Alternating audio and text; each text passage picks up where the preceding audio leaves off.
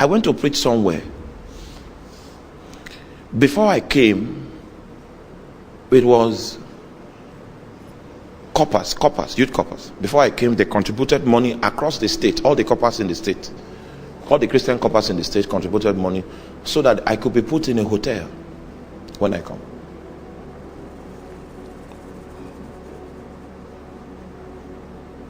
I came from Lagos. I flew from Lagos to Abuja, 25,000 then. From Abuja to Sokoto, 25,000. That's 50,000 to go and 50,000 to come, but that's 100,000. When I came to the airport, the people, because when I got to Abuja, I called them.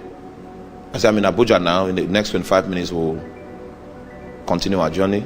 Make sure you are there when I come, because I don't like people seeing me around the airport. I came down and I had to wait for them for 30 minutes. I that came from Lagos came to the airport before them that came from wherever they came from. Waited for 30 minutes, they came and picked me. I didn't say anything. They took me, and it is the northern aspect, the northern part of Nigeria. Like right now, the temperature of today in Sokoto, Gombe was 47 degrees Celsius. I mean, the kind of heat that you can't stay in this place, you run out. The ESCO members refused to put me in the hotel. They went and begged a certain brother to open up his boys' quarters, and that was where they put me. And there was the heat there mingled with mosquito. Because I'm a missionary, I didn't say anything. I preached, I ministered.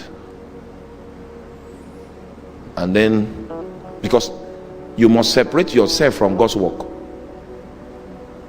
Do God's work. Alright?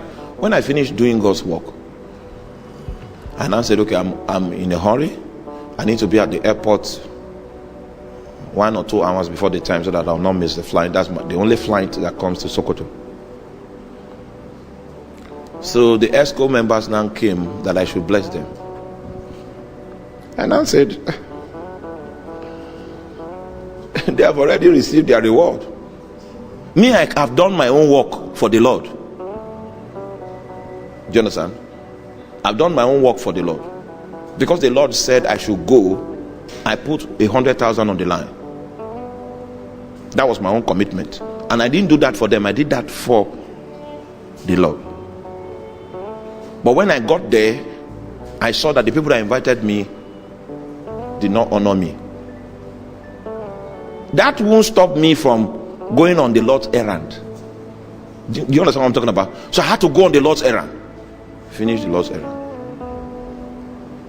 Then they now realize that I actually have a blessing. And they want a blessing from me. Me that they did not honor. And I say, it's very unfortunate that I have no blessing to give them. Because if I should do something like blessing, it would be a curse. Then I told them why. Do you know? I left. Years later, because it's like 5 years now, all those people couldn't get employment till now. All those people.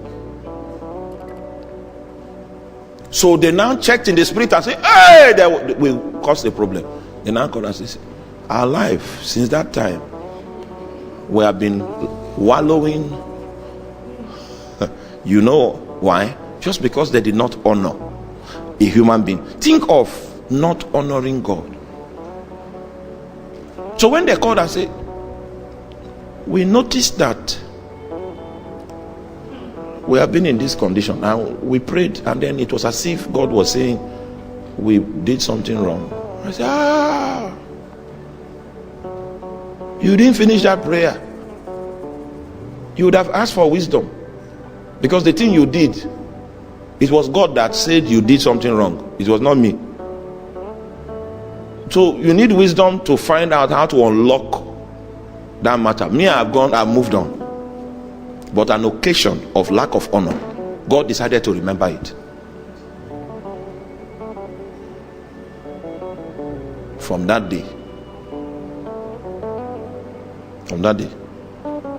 God said, this is your last meeting that you will do with these people. That's why I stopped NCCF state conferences. When I reached Lagos, I was excited that souls were impacted and all of that. And in the worship, God said, you won't go there again.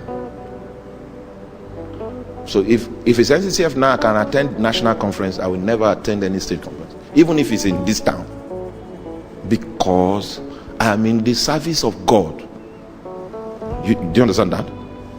Don't ever miss the fact that it's God that sent you. People can offend you. Do God's own. Don't mix God's work with your own issue. But every situation of lack. Meanwhile, when I finished, okay, do I need to tell you this one? When they reach the airport, they say, there's no much money. I said, I already have my return ticket. So I didn't come here because I was coming to. My wife knows. I pay my way to and fro. Those days I was doing 1.8 million for flights every year. 1.750, 1.8 million. Because any invitation that I accept, I know it's God that is sending me. So I pay my way. So whether or not you give me prophet offering is not my business. In fact, if I go there and see that you are a fake person and God did not show me before I came, I will just take my bag. You won't see me the next morning. Oh, that's why I don't allow you pay for me, so that I can leave. Because I'm in the Lord's service. I'm not in your employment. I'm in the Lord's service. I came for your invitation because the great one says.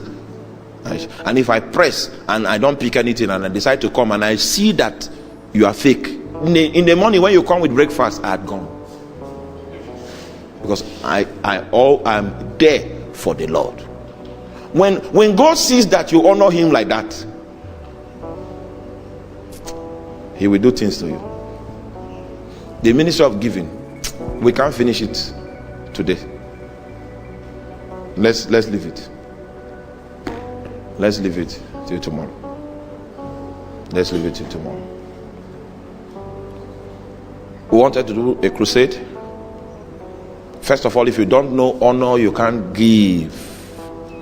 God wants you to learn honor. That's the reason for tithing. When you have learned honor and it's part of your heart, you know it is your duty from your heart, then God begins to give you instructions, financial instructions.